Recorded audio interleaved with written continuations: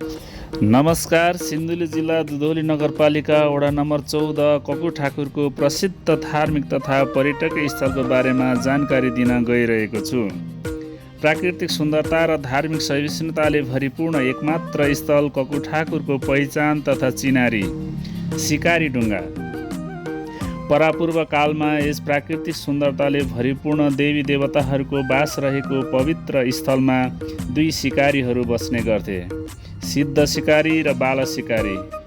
बिचमा ककुर खोला बग्ने गर्छन् भने खोला पारी जहाँ अहिले सिकारी ढुङ्गा छन् त्यस ढुङ्गालाई सिद्ध सिकारीले आफ्नो वासस्थान बनाएका थिए भने त्यस ढुङ्गाको सामुन्ने खोला पारी बाल सिकारीले ठुलो सिमलको रुखलाई आफ्नो वासस्थान बनाएका थिए।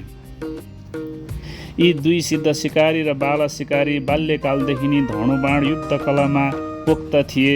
उनीहरूको बढ्दो उमेरसँगै को शक्तिशाली भन्ने विषयमा भीषण धनुबाण युद्ध गर्ने निर्णयमा पुग्छन्। आजभन्दा लगभग 300 वर्ष अगाडि वैशाख पूर्णिमाको दिन मध्यरातमा दुई सिकारी बीच ठुलो युद्ध हुन्छ, जसका कारण बाल सिकारी बस्ने त्यो ठुलो सिमलको रुख टुक्रा टुक्रा भई अवशेषमा परिणत हुन्छ र बाल सिकारी सिमलको रुख नजिकै रहेको सानो गुफामा बस्ने गरेका छन् भने सिद्ध सिकारी अहिले रहेको सिकारी ढुङ्गामा बस्ने गरेको किम्वदन्ती पाइन्छ। यस सिकारी ढुङ्गा झट्ट हेर्दा उत्तर पश्चिम भागमा ढल्केको सर्प आकारको शिर देखिन्छ भने सिकारी ढुङ्गा ककुर खोलाको तीरबाट लगभग 50 फिट अग्लो अनुमान गर्न सकिन्छ। इतिहास कालदेखि आजसम्म विभिन्न खालका ठुला प्राकृतिक प्रकोपले पनि कुनै प्रकारको क्षति नभएको कारणले पनि यस सिकारी ढुङ्गामा दैविक शक्ति भएका सिकारीको बास रहेको कुरा प्रष्ट हुन्छ। प्रचार प्रसारको अभावले यति ठुलो धार्मिक धरोहर ओझेलमा परेको छ।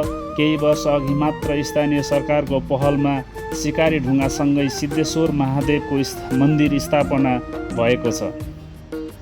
यस सिद्ध सिकारीको बास रहेको सिकारी ढुङ्गा र सिद्धेश्वर महादेव मन्दिरमा ठुलो धार्मिक आस्था र विश्वास रहेको पाइन्छ। यस पवित्र स्थलमा विशेष गरी वैशाख पूर्णिमाको दिन विशेष पूजा आराधना गरिन्छ भने आफ्नो समय अनुकूल जुनसुकै समयमा पनि पूजा आराधना गर्न सकिनेछ।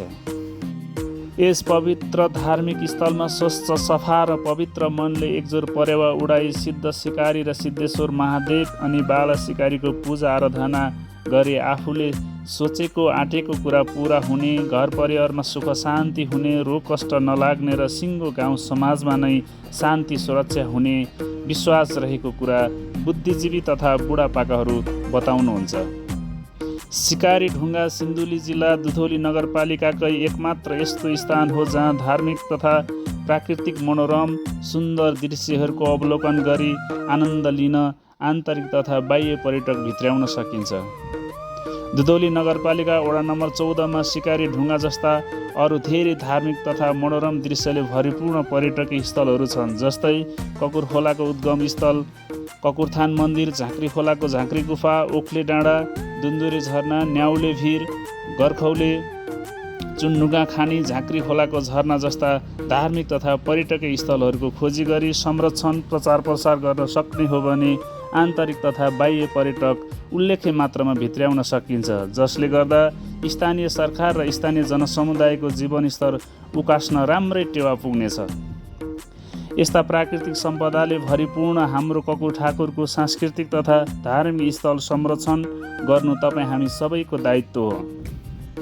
सिन्धुली जिल्ला दुधौली नगरपालिका वडा नम्बर 14 ककुर ठाकुरमा रहेका विभिन्न धार्मिक तथा प्राकृतिक सुन्दरताले भरिपूर्ण पर्यटकीय स्थलको खोजी, संरक्षण, प्रचार प्रसार र प्रवर्धन गरी जिल्ला तथा नगरपालिकाकै उत्कृष्ट सांस्कृतिक सम्पदाले भरिपूर्ण वडा बनाउने अभियानमा जुटेको स्थानीय ककुर ठाकुर युवा क्लब स्थानीय स्तरमा रहेका पुरातात्विक इतिहास बोकेका सांस्कृतिक सम्पदालाई संरक्षण गरी पुस्ता हस्तान्तरण अभियानमा लागेको छ, जसमा स्थानीय जनसमुदाय, बुद्धिजीवी र स्थानीय सरकारको पनि समन्वय र सहयोग रहेको पाइन्छ। ककुर ठाकुर युवा क्लबले तयार पारेको सिकारी ढुङ्गा लगायतका धार्मिक तथा पर्यटकीय स्थलको विवरण यहाँहरू सामु प्रस्तुत गरेका छौँ। यहाँहरूको पनि सल्लाह सुझाव र प्रतिक्रिया राख्नुहोला। धन्यवाद।